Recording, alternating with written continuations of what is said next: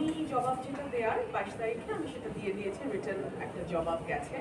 আর আজকে আমি ইসিতেও একটা জবাব নিয়ে এসেছি। আর 22 তারিখে আমার প্রচারণার মাঠে থাকার কথা, কিন্তু বাধ্য হয়েই আমি আজকে ঢাকায় এসেছি, বিকজ আমার কাছে মনে হয়েছে প্রশাসন এবং পুলিশের যতটা নিরপেক্ষ থাকবার কথা ততটা নিরপেক্ষ নয়।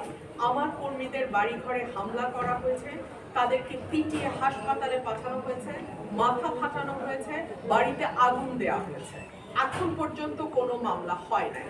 সো আমি নির্বাচন কমিশনকে অবহিত করতে এসেছি যে যেহেতু আমি একজন স্বতন্ত্র প্রার্থী এবং আমি বড় দলগুলোর বিরুদ্ধে আমাকে লড়াই করতে হচ্ছে, প্রশাসন যদি এখানে একদম স্ট্রেইট নিরপেক্ষ না থাকে, তাহলে আরেকটা 5ই অগস্টের মতন কিংবা 2018 নির্বাচনের মতন আরেকটা নির্বাচন যদি হয় বাংলাদেশে, তার পরিণতি ভালো হবে না, কারোর জন্যই ভালো হবে না।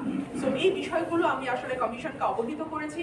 আজকে ইউরোপীয় ইউনিয়নের অবজারভারদের সাথে আমার বৈঠক আছে, আমি তাদেরকেও বিষয়গুলো অবহিত করব এবং আমি খুব স্পষ্ট ভাষায় বলে দিতে চাই, অন্তত বাংলাদেশের নির্বাচন নিয়ে কারচুপির খেলা কোনো রাজনৈতিক দল যেন করবার স্পর্ধা না দেখায়।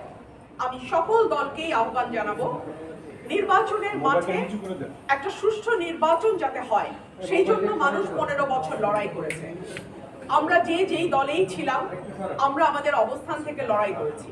সো আরেকটা কারচুপির নির্বাচন, আরেকটা ম্যানিপুলেটেড ইলেকশন বাংলাদেশে আমরা হতে দেব না ইনশাআল্লাহ। আমি ডেফিনেটলি নির্বাচনের মাঠে থাকবো এবং আমি টাইম টু টাইম আমার মিডিয়ার যারা সহকর্মী আছেন, ভাই আছেন, আমি আপনাদেরকে অবহিত করব, আমি অবজারভারদেরকে অবহিত করব। অর্থাৎ আমি আসলে আমার হাতে যতটুকু মানে রিসোর্সেস আছে, উপায় আছে, আমি প্রত্যেকটা উপায় ব্যবহারের চেষ্টা করব, কারণ আমি একটা সহি এবং সুষ্ঠু নির্বাচন চাই।